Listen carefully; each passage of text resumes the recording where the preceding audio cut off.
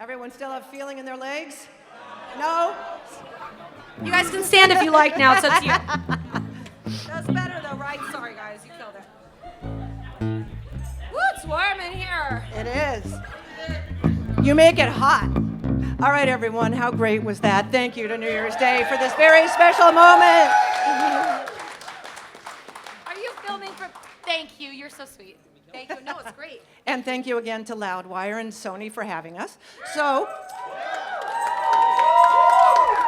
it's an honor for me. We're going to do a quick little Q&A, and then if you guys behave, you might get to ask some questions as well. Naughty. So I'm sure all of you guys are fans from Malevolence before, and maybe you saw their headlining tour. So we're going to talk about how they got from there to here and what you might get to hear on this new record everyone's so excited about. So I guess let's begin. The song they began with tonight was Skeletons, which came out last year, as you guys all know, and more than 1 million people have streamed that song, so woo! Yeah! All right! So tell us, what was the writing process behind the song Skeletons? Well, for those of you guys that... Here, I'm going to get closer to my... Yes. Here we go. For those of you guys that don't know, Skeletons was the first song written for our new album. And it was written over a year ago. You know, I was sitting on that song for a year, and I really didn't know what was going to happen with it because the sound was so different from previous New Year's Day. It was a little bit more upbeat, you know. It was a little bit more you wanted to kind of shake to it. And so we put it out, not really, I wouldn't say expecting it to do anything, but we put it out as in like, this is just a taste, you know, for New Year's Day fans to hear what's coming. And then it started getting played on Octane, and the streams went up, and we couldn't believe what was happening before our eyes, and it truly felt like New Year's Day had arrived for the first time, you know? Cool. I believe you have a kind of amusing story of how you heard that song the first time on the radio. Oh, do you guys want to know about that? Okay, so it was Thanksgiving, and we're on tour with Hailstorm in this moment, and we were taking out, I know, right? I know, we're very lucky. They're such amazing people. And, you know, we tour in a, it's like a mini bus, and you don't really get to drive it anywhere, so we always take Ubers. And we went to Dave & Buster's to celebrate Thanksgiving, as you do. I don't know. That's what we did in some state, Kansas? Who knows? Somewhere. And every Uber driver always looks at us when we get in the car, and they go, "Are you guys in a band?" And I'm like, "How can you tell?" And so we're used to that question. And for whatever reason that night, I said, "Well, if you have..." She goes, "Would I know you guys?" I was like, "Well, I don't know. Probably not." She was like an older a grandma, kind of. And I was like, "Probably not, but if you have Octane in your car, you might hear us." And she goes, "Oh, put it on right now." And as she puts it on, Skeleton starts playing. So it was like this crazy, yeah, right? It was like this crazy, that thing you do moment where we were probably scared, this poor Uber driver. We're screaming and yelling and taking out our phones and singing the words. I'm like, this poor lady is probably terrified right now. But we posted it on our Instagram that day. I don't know if anyone saw it, but that was a really cool moment for us. Awesome. Yeah, yeah. Thanks. All right, you guys have made a lot of great music, and obviously there's been growth and change. So how would you define the growth between Malevolence and the new records, the new songs you've written for the new record? Do you guys mind if I take this one again? Yeah. Don't mind? Well, I mean, I've got the microphones. Yeah. Okay, so Malevolence, I don't know how familiar you guys are with that record, but I wrote that and recorded it when I was probably in the worst place in my life I've ever been in, ever. I didn't even think I was going to make it out alive on the other side at that point. It was a very dark time, and it shows in those songs, specifically the title track, Malevolence. I was just over everything, and I was done. And then my life changed, you know? My band was doing well, and I met my fiance, and everything was coming together. Yeah, and my life just kind of turned around right when I was at like the breaking point, and this album reflects that. It's very different than Malevolence. It's much more powerful. It's much more confident. It's much more uplifting, and it's a light at the end of the tunnel to the darkness I was going through. Well said. Yeah. All right, so obviously tonight we saw you guys are an amazing live band. Of course, when you're on stage at a bigger venue, it's a lot louder. Yeah. And that's going to happen later this year when you're on tour. You've got the Download Festival in Australia and Falling in Reverse tour just announced. Yeah. So thank you. yeah. Oh, thanks, guys. Thanks, guys. We're really excited. We've never toured with them, so. So I would like to ask, what are you looking forward to on those tours? And have you been to Australia before? What are you excited about? And what can the fans expect expect from this new year, new record, new you guys? Well, we're slowly trying to go worldwide. So we're just ticking off the boxes now. You know, we've never been to Australia. I asked a really stupid question the other day. I was like, do they have koalas for us to hold backstage? Because you always see the bands like posting the pictures holding koalas. I'm like, do they just bring them? Sure, Roger, you can come with us. And we're really excited. You know, what's being in a band besides meeting your fans around the world? Without our fans, there's really no point to any of this. So we're just excited to add another continent to our list. Excellent. Yeah, continent.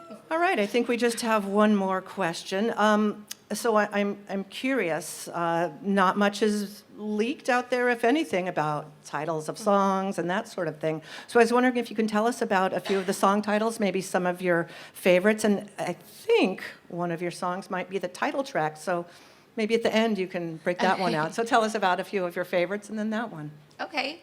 Well, let's see. Where do I start? My favorite song on this album is a song called "Come For Me," and no, not like that. No, it's not like that. Meaning, stop it. You naughty, naughty things, you guys are dirty, and I like it. No, I mean, I have a very, I'm sure you guys, who follows me on Instagram or Twitter? All right, well, you know what? Sometimes I cause a bit of a ruckus on those things, and I don't mean to. You know, I got dreads, and people didn't like that, and I started a fan account, and people didn't like that, and most recently, people don't like that it's my birthday. And I can be a little bit problematic, as some might say, and I'm well aware of that, and I know I won't please everybody, so I wrote a song about it, and it's a fight me song, and it's like, if you don't like me, come for me. Come fucking fight me. So that is my favorite song, and trust me, you guys, it's a fucking banger. Yeah. Oh, I don't know. We didn't practice that one. Wait, what's your favorite song on the album? My favorite song is. Should I go now? You know, we can hear My that. favorite song is a song on there called "Done with You." Oh, it's such a kick-ass fucking song. We actually have the writer that helped me write it in the room right now. I don't know where John is. John and Mike. I don't know where they went. Where are they? Anyway, they helped us write that song here in New York about a year ago. Same. Done with you. Done with you. Everyone likes Done with You. So good. What's your favorite song, Joe? Done with you, though. No, never. What about you, Austin? Yeah, I would probably have to say "Done with You." It's just super heavy, but the whole album definitely has heaviness, but it's also got poppiness to it, so it's the best of, in my opinion, it's the best of both worlds. Thanks, Austin. Yeah. You guys, how cute is Austin? And then also right now we have a very, very, very good friend of ours filling in on percussion. You do know this is Joe. His name is Joe Letts on Instagram, and we met him when we toured with Combi Christ a couple years ago. He's a bit of a wild child, for those who don't know. No, not anymore. I know. Some say he looks like Woody, and I agree. Yes. I know. So yeah, make some noise for the guys up here one more time, you guys. And okay, so let's The big reveal. the big reveal. All right, are you guys ready to hear the title track of this album and the name of the album? I don't know. That didn't really. I didn't sound believe that it. Excited. No. You guys didn't sound that excited. All right, our new album coming out is called Unbreakable. We wanted to keep it short and sweet, you guys. That's how I feel with my band behind me, with my loved ones and friends behind me, and with our followers and fans behind me. I truly fucking feel unbreakable this year. So thank you guys. Yeah, it's amazing having been one of the few lucky enough to hear it. So before we take questions from the audience, I think we have a little something that we'd like to bring up. I think you mentioned something about a birthday. I don't know. What? So. You stop it! No way! Oh, my birthday! Thanks, that's. I was like, I'm scared to know what's on this cake. So her New York record company Oh, won't be this is there. So Aw, you I don't know how we're gonna hold that up, but Thank you. there you go. Oh, you guys are so sweet. Thank you so much. So Thank thank you for not singing me happy birthday, because I really hate that shit. But thank you for the cake. I can't wait to eat it. Cake for everyone. I said no.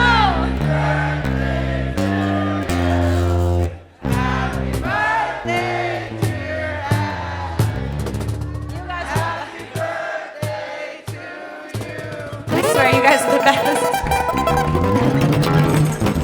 New Year's Day has never ever had this much support and love from a team, from a fan base, from the, like inside the band internally. This is the best it's ever been.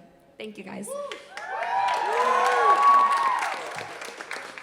All right, I think everyone has behaved wonderfully, so I'd like to take some questions from you guys. And don't ask where they'll be on tour, because you can look that up. Don't ask if you can marry Ash, because she might be taken. So I think it's illegal to marry more than one person at a time, but I'll ask my lawyer. all right, so if you guys will raise your hands, I will call on you. And since I saw you first, go right ahead. Oh, wait, say your name and speak super duper loud. Okay, hi, my name's Emily. This is for any of you. I just started as a music business student at NYU, and so I'm wondering, what's one thing you wish you knew or wish someone told you before going into the industry? That is a good question. Who wants to go first? One thing you wish you knew. Okay, he doesn't want to go first. Do you want to go first? This one went to school for music, I believe. So what did they teach you? That's a really good question. I'm over here trying to think. One thing that I wish I knew, is that what you're saying? Wait, before you answer that, how many aspiring musicians do we have here right now? Okay, all right. No way. Okay, cool. So everyone pay attention. Yeah. Well, I mean, a lot of this stuff when you get on the road, you can't really like practice or learn in school almost. So sometimes like just getting out there and just doing it is the best thing. So just like the day-to-day stuff with being on the road is, I would say, is just, I don't know. Yeah, just, I don't know, that was a great question. Kind of stumped me a little bit there. I wish that somebody told me how to pack for tour before the first time I went, because I did. I always flip-flop. Sometimes I have too much, sometimes I have too little. So like my new thing now is I just make sure I have enough socks and underwear for every day of tour, and 2 pairs of pants in case I spill ketchup on one, and 3 t-shirts. And every time I bring 2-3 suitcases of stuff, and I always only wear 2 or 3 t-shirts, and like. What about all the costumes? I don't know what you're talking about. Okay, next. The one thing I wish someone had told me way back in the day was don't stress so much about it. You know, be one with the journey, and there's going to be a lot of ups and downs, and don't let it discourage you. Like I don't know what I thought. I thought we would just get in the van, and then a year later we'd be playing arenas, and you know, it didn't go that fast. So my one thing would be trust the journey. I'd say just learn everything you possibly can, business-wise, playing-wise, practice, everything. Just never stop. That's about it. Just don't stop. Yeah, to reiterate what they said, like Austin said it perfectly too. It's like I mean, I could sit here and tell you like, you know, you got to find out like who are really your friends compared to like who aren't, who are there just to use you. But like you'll never know until you get out there and you got to experience it yourself. You got to live it. It's the only way you'll learn, because everybody goes through this with their different journeys and different experiences, and they all have a different story to tell. Live it up, and go all out. Here, we can use this one if someone has a All right, so raise hands. I'm going to choose someone from the back. She's waving frantically. So you're going to have to shout, I think. What or who inspired you to start music? Her friend Stephanie would like to know. Which one? So many mics. Yeah, I mean, it's one of those things where music kind of picks you. You know what I mean? So it's just one of those things where, you know, you want to connect with the fans, and just, yeah, I would say the fans and just the music itself inspires me. I think for me it was seeing the Paradise City music video on MTV when I was like 14. All right. The musician that inspired me was Gwen Stefani, because she goes through, right? She's like the perfect angel. She can do no wrong. So I'm very inspired by her and what she does. Yeah. Does anybody remember Headbangers Ball? Yeah! That's what's inspired me. All those definitely inspired me, but oddly enough, one of my favorite bands is a band from New York. They're called the New York Dolls.